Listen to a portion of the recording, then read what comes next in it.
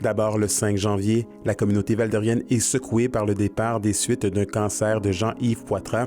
En plus de ses nombreuses implications, M. Poitras aura passé 22 années à la Corporation de développement industriel de Val-d'Or où il aura mis sur pied des projets d'envergure comme Novinor, la Corporation d'habitation ou encore le Conseil de développement aéroportuaire. Quelqu'un qui nous dit, là, j'ai Val-d'Or tatoué sur le cœur, bien, c'était ça, Jean-Yves Poitras. Le 4 février, ce sera au tour de l'artiste Mathieu Dumont d'être emporté par la maladie.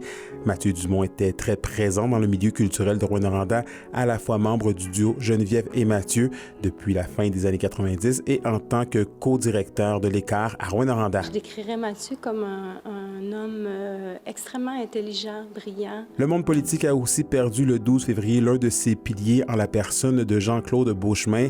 Bien que la flamme de l'ancien maire de Rouyn-Noranda à l'origine des fusions administratives s'est éteinte, sa mémoire et sa légende demeurent dans l'esprit de ceux qui l'auront côtoyé. Je pense qu'il a légué donc le goût de l'engagement, puis l'amour du Québec puis de la région. Dans la vallée de l'Or, emporté dans un sommeil éternel le 24 juin, le journaliste, écrivain et expert de la ville de Val-d'Or, Denis Chabot, laisse derrière lui un héritage inestimable pour l'histoire et la culture témiscabitibienne. C'est la mémoire de Val-d'Or. Tu ne peux pas parler de Val-d'Or sans parler de Denis Chabot. 1er août, le chanteur, musicien et guitariste Réal V. Benoît jouera son dernier accord en ce monde. Trésor méconnu de l'Abitibi-Témiscamingue, Réal V. Benoît, surnommé le chanteur mineur, aura su avec le temps devenir un monument de la musique country folk au Québec. On poursuit avec le maintenant défunt peintre Norbert Lemire. Décédé le 10 septembre, le natif de Poulari aura marqué la région et le Québec avec ses toiles d'aquarelle.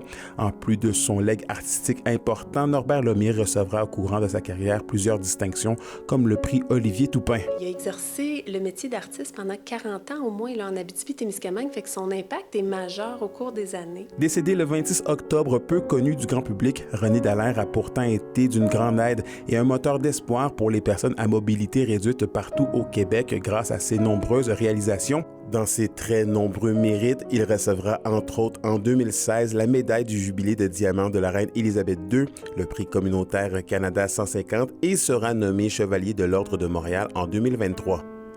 Je termine avec Rachel Lortie, un autre monument de la culture régionale rappelé par le ciel le 31 octobre dernier. En plus d'une carrière d'artiste et comédienne à succès, Rachel Lortie aura été la pierre angulaire de la création de la troupe de théâtre Les Hybrides et du mythique cabaret de la dernière chance à Rouyn-Noranda.